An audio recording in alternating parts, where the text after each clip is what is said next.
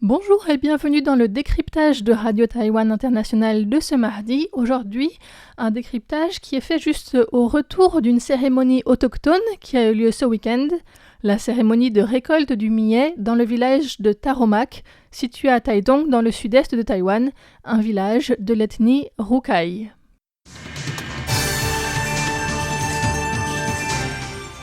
Cette cérémonie est très connue notamment pour une activité de balançoire. De la balançoire qui se fait debout sur une corde avec une boucle en bas, attachée en haut à une structure de bambou haute de plus de 15 mètres. Seules les jeunes filles non mariées peuvent monter sur la balançoire et au sol, 2 jeunes hommes tirent des cordes qui y sont attachées pour la faire monter de plus en plus haut. Tous les membres du village sont présents, parés de leurs plus beaux atours pour la cérémonie. J'ai pu interviewer plusieurs personnes, notamment Tanobak étant son prénom et La Lang Lang, le nom de son clan ou de sa famille. Chaque année, la cérémonie des récoltes a lieu suivant le calendrier agricole. On ne l'appelle pas Fongnianqi comme d'autres ethnies, mais Shohuoqi. Fongnianqi signifie que la récolte de cette année a été abondante. Avec l'agriculture, il y a des bonnes et des mauvaises années. Chaque année, on fait quand même la récolte. C'est pour cela qu'on l'appelle Shohuoqi, la cérémonie des récoltes. Tanobak m'explique le déroulé de la cérémonie. Le premier jour, on fait surtout la cérémonie traditionnelle. On remercie la terre et les esprits de la montagne qui ont permis d'avoir cette récolte. Même si ce n'est pas une très bonne récolte, il faut quand même les remercier. Chaque étape de la cérémonie est menée par le chef du village. Le matin tôt, un groupe de jeunes fait une procession dans le village avec des cloches pour annoncer qu'aujourd'hui est une journée très importante, afin que chacun puisse commencer à se préparer. Ensuite, nous accompagnons le chef du village sur le lieu de la cérémonie pour un rituel de bénédiction. Cette cérémonie est gardée plutôt mystérieuse, elle n'est pas ouverte au public. Après cela vient le moment de la balançoire, qui est célébrée avec tout le village. Autrefois, les jeunes hommes et femmes étaient très séparés et avaient peu d'occasion de se parler. Donc cette cérémonie, en plus de remercier les 10 000 êtres, est aussi là pour que les jeunes puissent échanger. C'est en effet le moment pour les garçons de montrer devant tout le village quelle jeune fille leur plaît, en aidant la fille à descendre de la balançoire.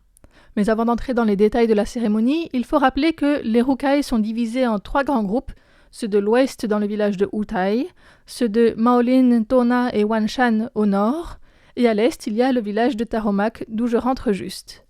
Tanobak m'a dit que la balançoire c'est quelque chose qu'on retrouve dans beaucoup de communautés autochtones, mais celle de Taromak est la plus haute et la plus spectaculaire. Elle est constituée de 4 très gros bambous plantés dans le sol, liés ensemble au milieu, et de là pend une corde en rotin avec une boucle en bas sur laquelle montent les jeunes filles qui portent toutes des chaussures à larges talons pour plus de stabilité. Y monter demande un peu de préparation, comme l'indique Jumeyin, dont le nom autochtone est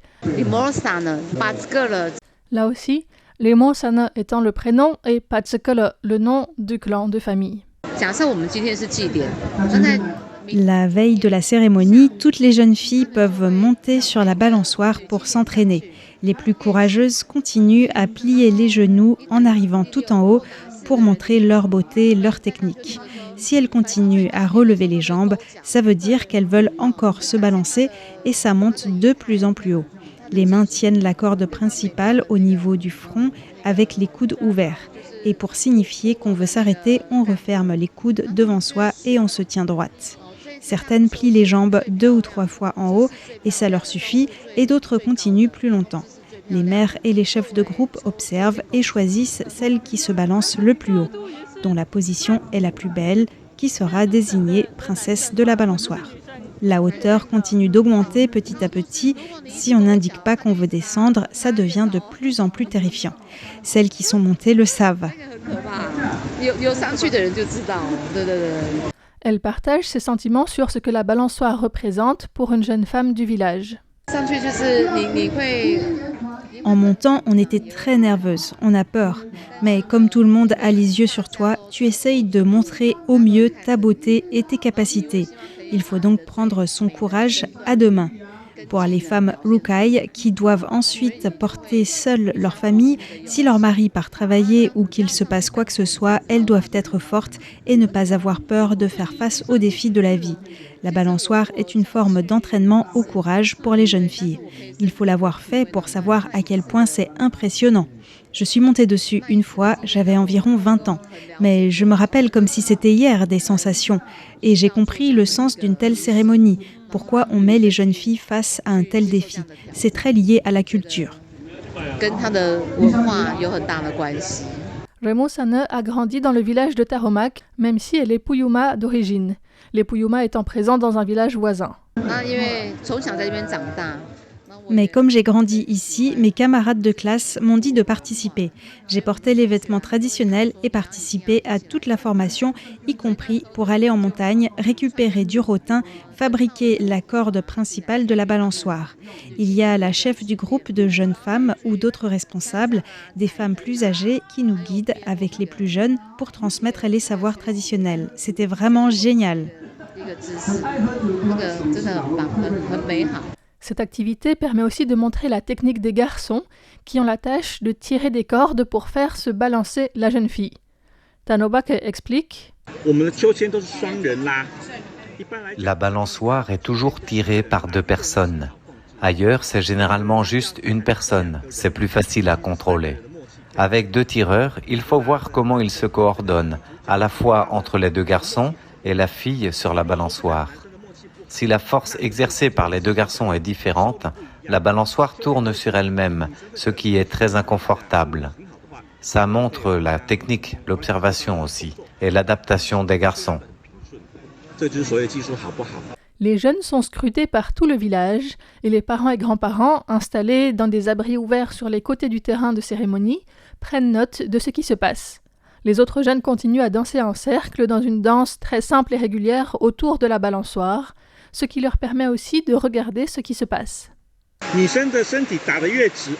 La fille doit se tenir très droite et en arrivant au point le plus haut, plier les genoux, elle montre une belle posture. Si au bout de 2 ou 3 balancements, elle indique déjà qu'elle veut descendre, est-ce qu'elle sera capable de tenir sa maison ? Ensuite, la fille indique avec sa posture quand elle en a assez et qu'elle veut descendre. Les gens regardent aussi si les garçons respectent cela. Et s'ils continuent à la balancer, cela signifie qu'ils ne sont pas respectueux et attentionnés envers les femmes.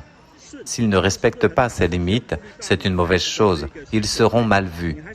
La balançoire sert donc à la fois aux jeunes pour se rencontrer et pour montrer qui leur plaît, et pour les parents, c'est aussi l'occasion d'évaluer les prétendants potentiels.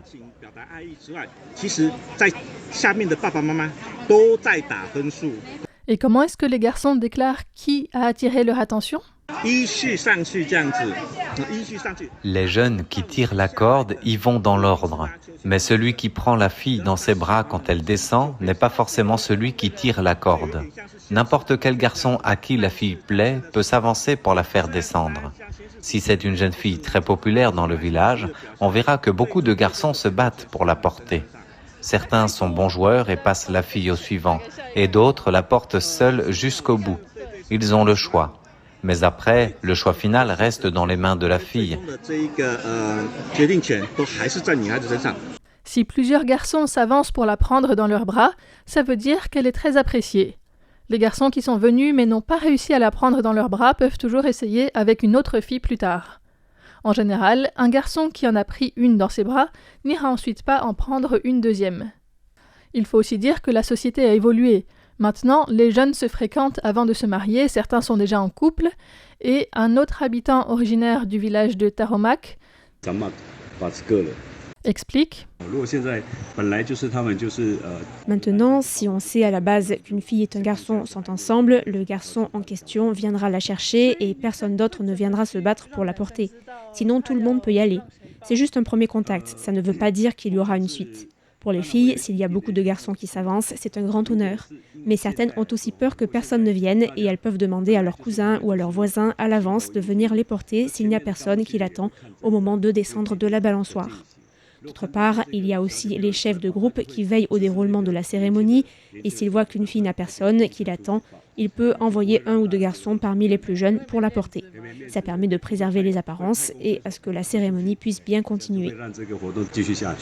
Les temps ont changé, mais cette cérémonie de la balançoire jouait vraiment un rôle important dans la formation des couples. Avant, le soir après la balançoire, le garçon qui avait porté une fille pouvait aller dans la maison de la fille avec des biscuits et des boissons, discuter avec elle en présence des parents. Ce n'était pas encore un engagement, c'était plus une déclaration d'intention. Les rocailles étaient un groupe très traditionnel, très conservateur, et il y avait très peu d'occasions pour les garçons et les filles de se connaître en public. La balançoire est un des moments où c'était possible d'être en contact. Tanobak Ranglang me raconte ensuite le déroulement de la deuxième journée de la cérémonie des récoltes, qui est moins formelle. Le deuxième jour, ce sont surtout des jeux et compétitions de groupe inventés par les gens du village ou des danses folk. Nous essayons de trouver comment transmettre notre culture à la jeune génération. Il y a des jeux pour les enfants, de la lutte, beaucoup de petites activités auxquelles peuvent participer les jeunes filles et les garçons ensemble. Et pour les plus âgés, c'est l'occasion de se rappeler de leur jeunesse. Le plus important est de faire la fête avec tout le monde. C'est le cœur de cette cérémonie.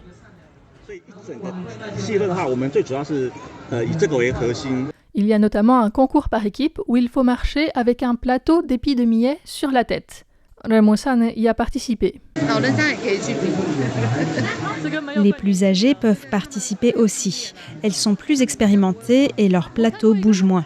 Les jeunes n'arrivent pas toujours à garder la tête stable et le plateau tombe. Hier, j'ai aussi participé, mais on est arrivé en 4e place. On n'a pas fait le podium. Cette année, le 2e jour de la cérémonie, il a plu tellement fort, avec le passage d'un typhon dans les environs, que les activités de balançoire ont été suspendues et la cérémonie a fini dans un champ de boue. Pour autant, les danses ont continué et malgré une baisse des spectateurs dans les gradins, l'enthousiasme n'a pas baissé pour les jeunes qui ont été félicités par le Tomu, le chef du village, à la fin de la journée. En ce qui concerne la participation de cette année, et notamment au mois entier de préparatifs pour les hommes, dont nous reparlerons plus en détail dans une prochaine émission, Tanobak partage son point de vue. Maintenant, tout le monde doit avoir un travail à l'extérieur. Et ici, c'est assez reculé. Dans le village, il y a surtout des vieux et des jeunes enfants. Les jeunes adultes partent faire leur vie. Beaucoup essayent de prendre des vacances pendant ce mois ou changent de travail. Ils prennent autant de jours que possible pour être là. Ils font vraiment de leur mieux. Dans cette société, ce n'est pas facile de prendre des congés, surtout pour une période aussi longue. Donc, nous apprécions vraiment tous ceux qui arrivent à revenir. Et ceux qui ne reviennent pas, on ne leur en veut pas. Chacun a ses obligations et sa vie à mener. J'ai compté sur l'esplanade des lignes avec environ 70 jeunes filles qui avaient déjà fini leur formation et au moins 40 jeunes hommes. Aujourd'hui, il y a vraiment beaucoup de monde. Quand on voit la longueur de la ligne de danseurs, les jeunes qui reviennent sont de plus en plus nombreux. Pas uniquement les jeunes qui sont en formation. Ceux qui ont fini cet apprentissage aussi et qui reviennent sont nombreux. C'est très bon signe, ce qui montre que nos efforts portent leurs fruits et que les jeunes accordent de plus en plus d'importance à leur culture. Même si ça prend du temps, la transmission culturelle doit se faire si on ne veut pas qu'elle se perde.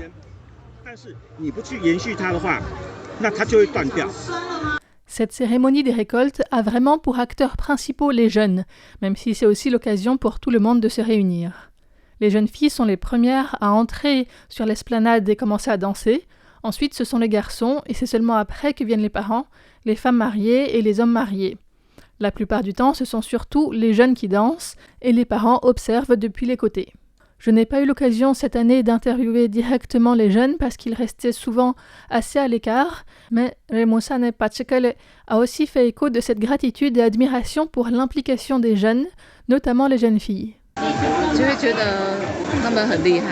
Je trouve qu'elles sont très courageuses. Elles osent relever le défi et elles ont la volonté d'apprendre notre culture. C'est vraiment génial. C'est aussi une vraie reconnaissance du village pour chacune de ces jeunes filles. Pour nous qui sommes de la génération des mères, on est beaucoup à avoir un fils qui tire la balançoire ou une fille qui monte dessus. On les admire, on les voit grandir et s'approprier leur culture. C'est aussi l'occasion de mieux connaître les jeunes du village, voir comment grandissent les enfants de ceux qui étaient nos camarades de classe.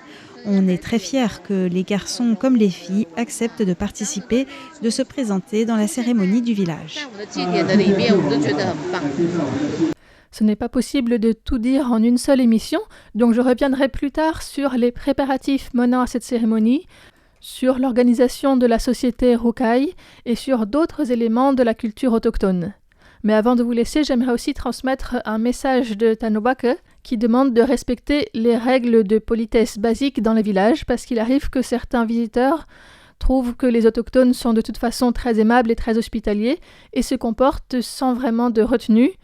Comme nous, on n'aimerait pas à Noël que des touristes s'invitent à notre table pour manger la dinde, eh bien, ici, c'est pareil. Si on va dans un village, que ce soit pour une fête ou pour une autre occasion, il faut aussi avoir un minimum de respect, et en particulier pour les cérémonies et rituels qui sont des moments sacrés. Et donc, il faut faire attention à ne pas déranger ou interrompre pour prendre des photos ou poser des questions. Je trouve que le fait qu'il ait besoin de faire passer ce message porte aussi à réflexion. En général, si on se montre respectueux et poli, il n'y a aucune raison pour que ça se passe mal. Et c'est vrai qu'on se fait facilement inviter pour un repas ou autre quand on va dans les villages autochtones. Et voilà, donc en s'intéressant vraiment à leur culture et en essayant de comprendre un petit peu qu'est-ce qui se passe, avec un minimum de tact et de respect, normalement tout se passe très bien. Et je remercie aussi toutes les personnes qui ont pris le temps de répondre à mes questions en grand détail, ce qui fait que j'ai eu du mal à résumer tout ça en une seule émission et donc que j'en continuerai à en parler dans un prochain décryptage. Merci de votre écoute et à bientôt.